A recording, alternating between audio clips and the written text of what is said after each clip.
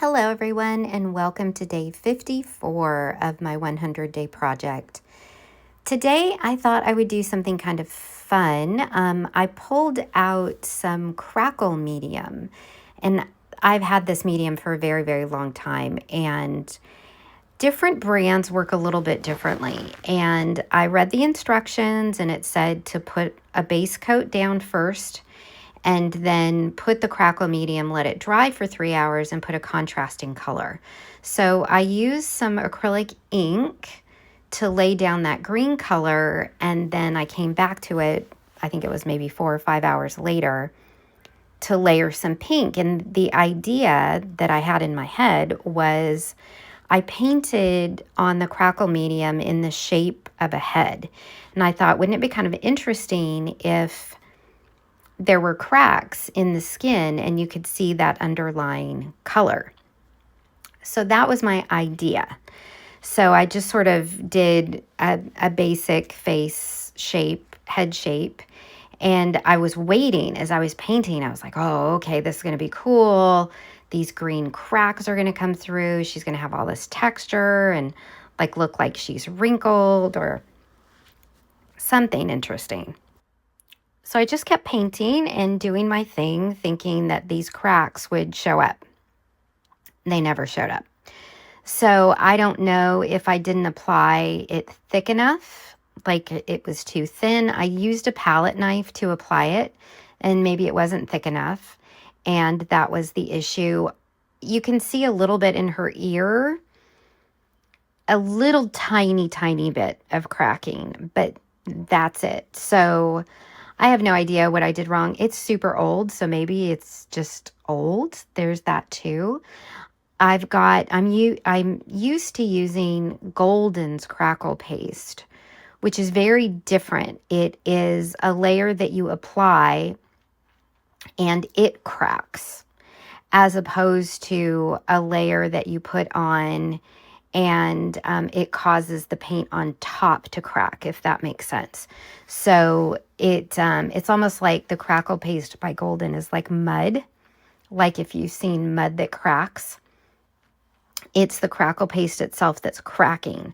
With this other brand, it just causes the next layer of paint to crack, and it didn't work. So I was like, all right, well, I'm just going to keep doing what I'm doing. So my palette today was super limited. I'm using quinacridone red, quinacridone violet, the azo yellow medium, and then that green acrylic ink. It's Vivid Lime Green by Liquitex is the color.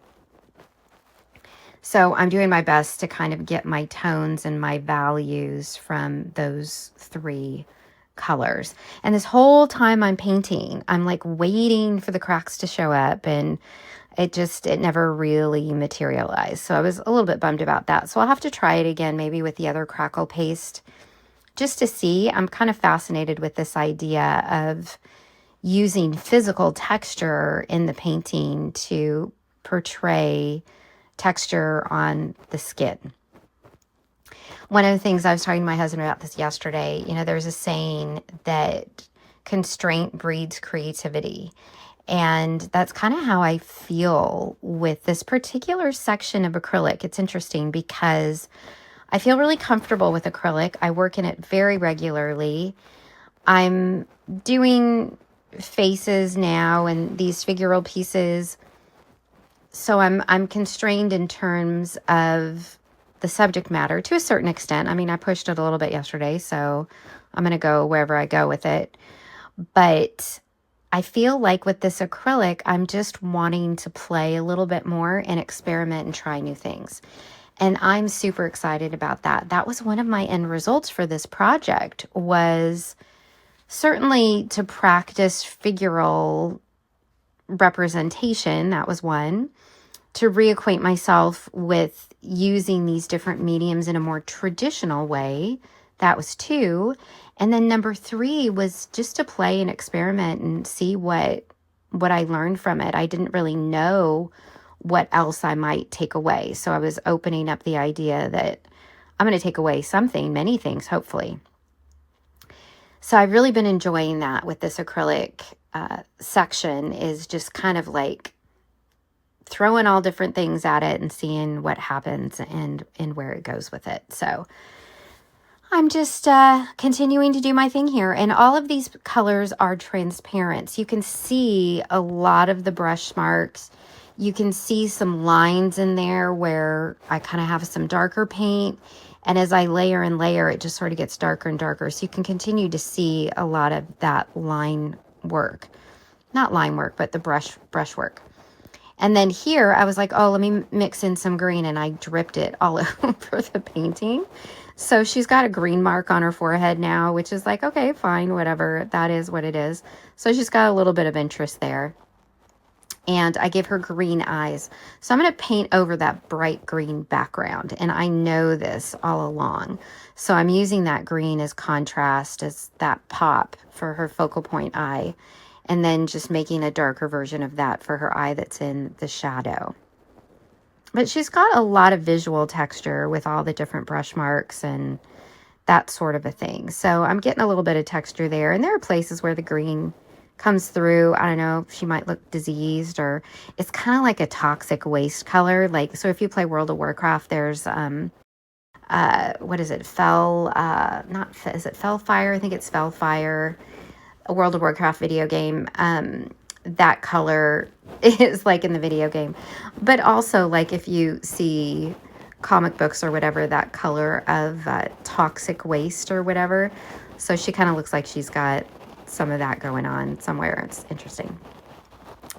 So I'm coming in and I'm fixing the side of her face. I don't have the shape on the left side quite where I want it to be. So I'm doing some negative shape painting with kind of this dirty greenish brown color that I made, neutrally colored to really help her pop. And then, I don't know why that's like super slow-mo right there. As I was looking at her, when I initially painted her, I thought she was sort of looking towards the camera, just with her head tilted. And then as I was looking at her, I was like, oh, she's looking over her shoulder. So I added some clothing to her so that you could kind of get that sense of looking over her shoulder. And then I'll adjust the background a little bit to make that shoulder a little less wide on her. And I bring her hair in a little bit as well. The side of her face is really long. And unfortunately, my camera glitched and I didn't get all of that on camera. So it jumped a little bit to where we are. So you can see a little bit of the green popping through. That's okay. It gives a little bit of texture. Where I dropped that green paint earlier, I think I got a speck. It looks like a nose ring. She has a nose ring. And then I gave her an earring. She kind of reminds me of one of the women that I did, kind of that vintagey 50s woman in pink, in pastel. And I thought, oh, maybe that's who this is again. I'm kind of seeing these same people show up, and maybe they're just these people on a different day. So I kind of kept with that sort of 50s vintagey vibe with her, with the earring and the clothing, like maybe it's a mohair sweater or something like that. I don't know. It's all, whatever, made up. But anyway, I am excited. I've got 6 more days left. These windows go by so fast. So who knows what I'll come up with tomorrow. I hope you're doing well, and take care of you, and I'll see you in the next one. Thanks. Bye.